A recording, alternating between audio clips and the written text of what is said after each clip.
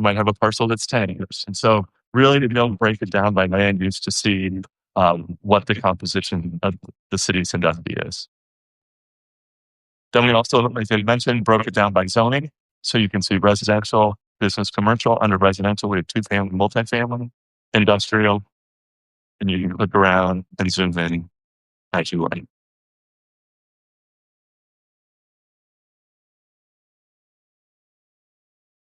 So again, working backwards, 12,000 parcels in the city of Sandusky, 92, almost 9,300 are residential, and of that, 5,800 are single family, 27 are two family, and then you have 741 multifamily.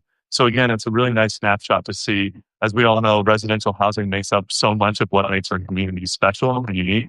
One of the commissioners was saying, what is going to draw people here?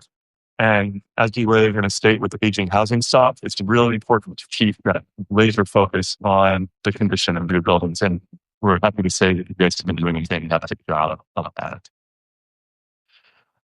We gave each structure a letter grade, similar to being a student with your report card, A through F.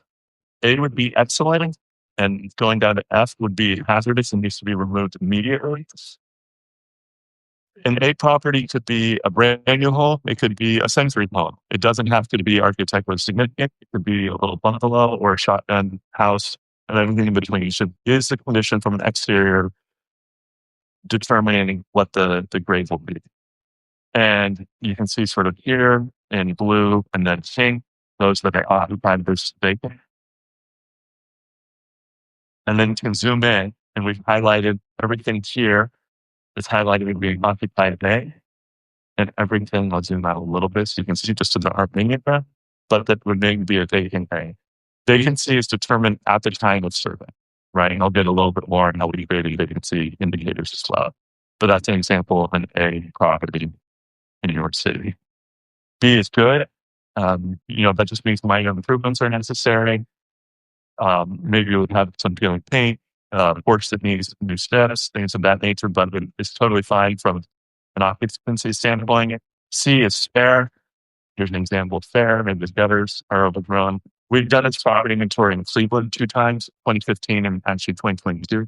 My house, which is a century home, got a B in 2015 and C in 2023, even though they put a lot of money into it. So sometimes we recognize that these property grades can shift a little bit, but this is a high level overview of the entirety of the housing stock, and then again, kind of the company map to the right.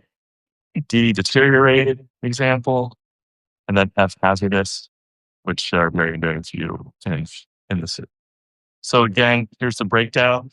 You have 4,700 and 3,700 occupied A and B structures, which is fantastic. And, just a few dozen that received the D or the F score. You can zoom in and click around on all of these as well.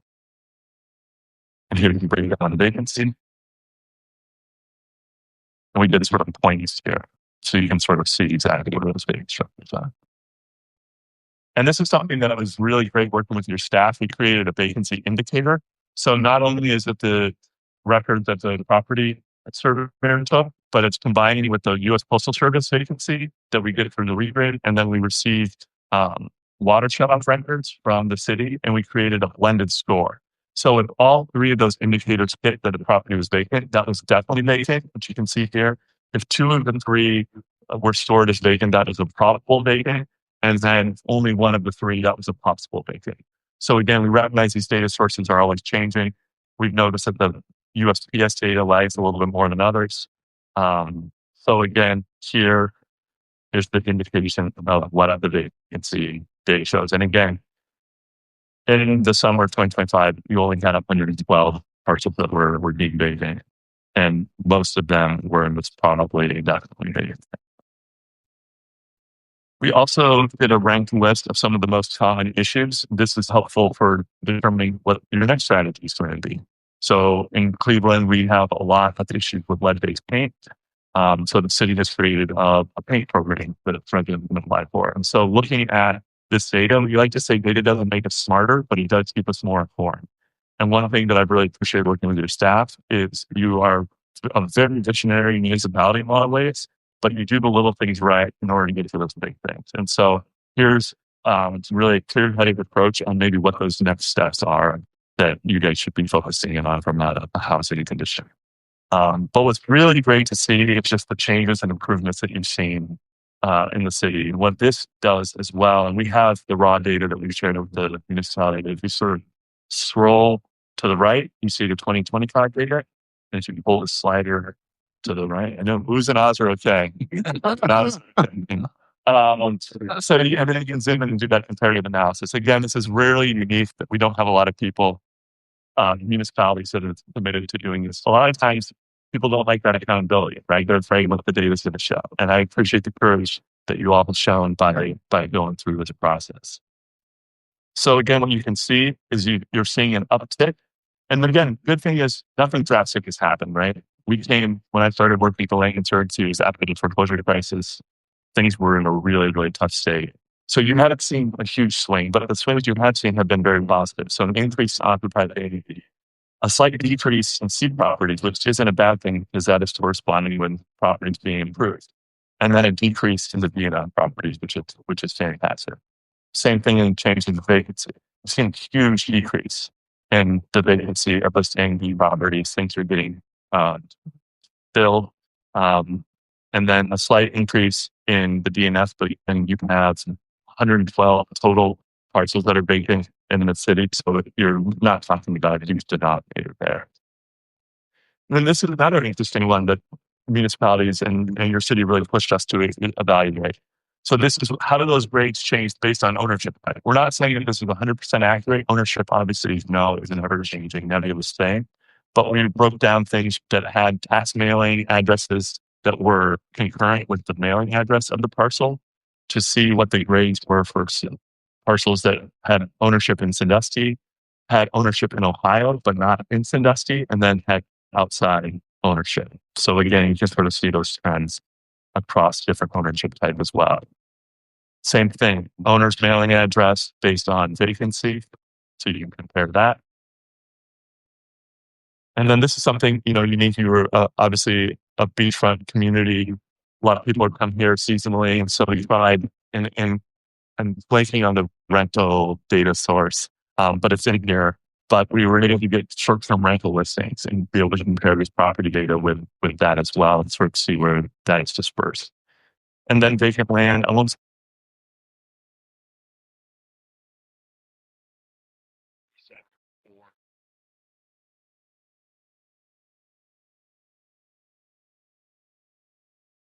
things like that, a side yard perhaps.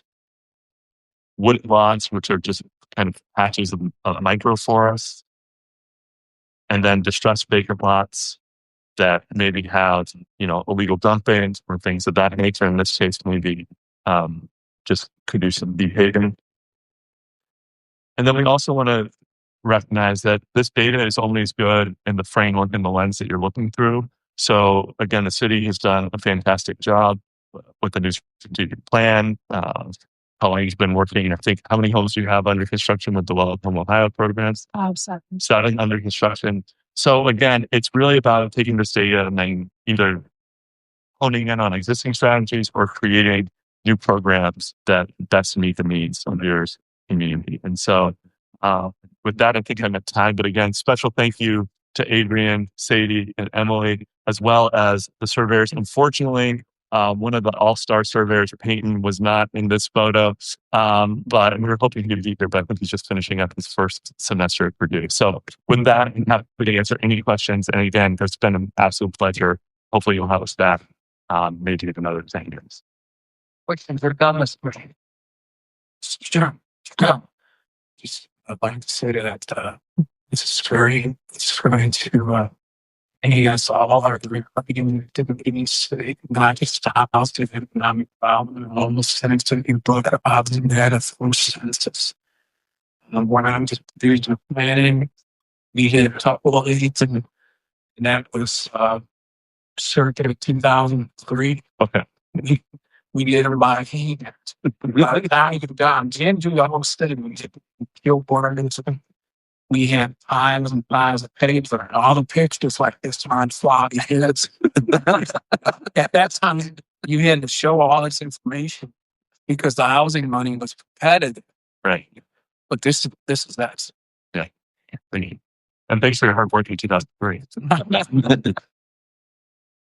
Sure. Interesting to see what future issues steps up after that. But it's, that through a process there 10 years ago, there was almost nothing that didn't seem to need improvements. So we have stuff rather than check that's grant programs.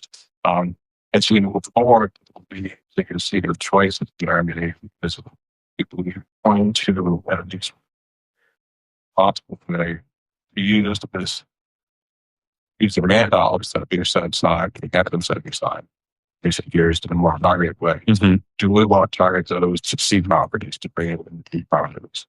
Do we really need to be granting grants to A properties? Probably not. And we've also got some expected putting some income dollars on some of these grants. So it'll be interesting to see how staff develops recommendations as an application that follows in terms of leverage with available grant dollars to get on the data that we have. Charlie. Sure.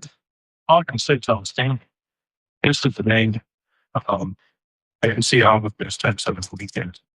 But in particular, thanks to you, to your team, thanks to staff.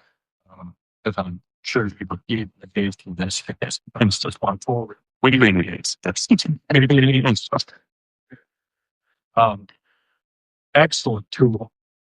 I echo everyone else's.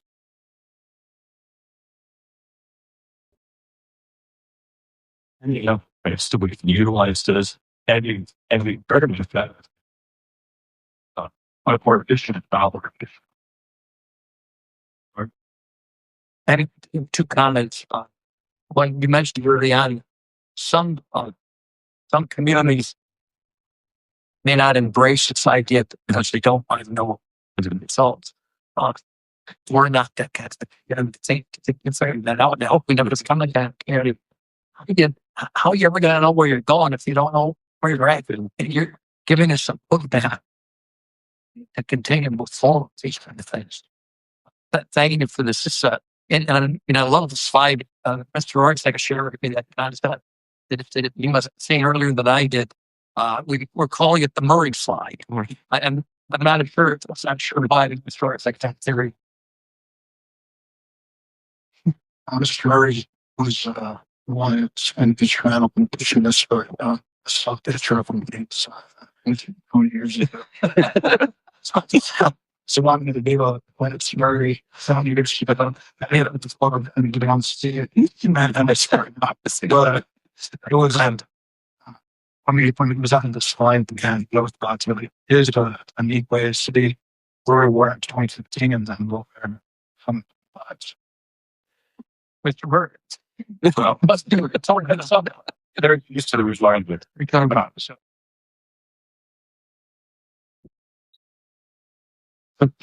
Years ago, in fact, I was living in the mirror. I see the same person who graduated from high school.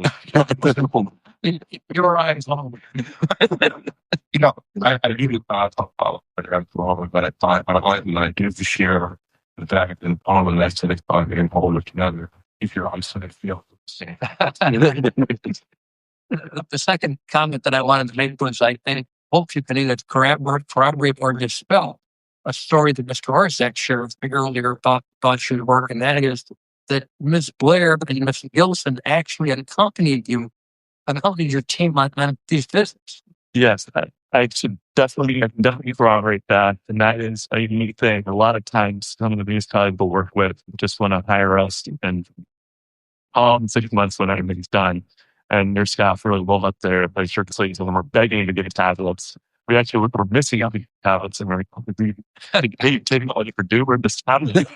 As I hope this is following that. Yeah. So yeah, they were very hands-on throughout that front. That is above and beyond. Thank you. Thank you. Thanks for the comments. If I may, I do want to acknowledge the young people that participate in this. Kate from Julie, Brandon, Owen, and Reagan. All young men that live in this community that were deeply committed to this. The comments that we got, the things they would come back to this very room every day with, from finding a dog that was chained up and you were wrecked over it, to houses that just moved away. It was really amazing. And I'm hopeful that there's a young commissioner in one of those in the future.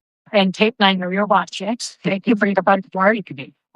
And thank you to the Russian Reserve team. It's really been a pleasure working. Thanks. Thank you for all your building kids.